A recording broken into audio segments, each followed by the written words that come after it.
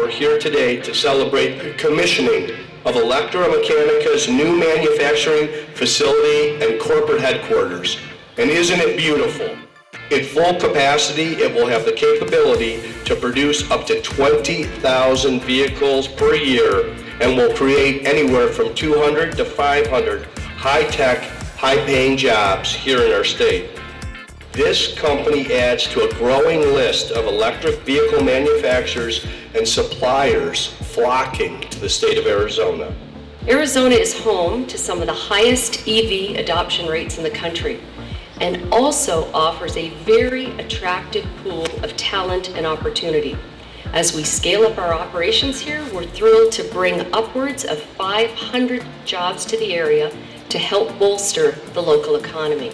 As the governor indicated, Mesa has become a magnet for advanced manufacturing and supply chain innovation. And that's, I hope, comes as a surprise to no one because it's been done by design.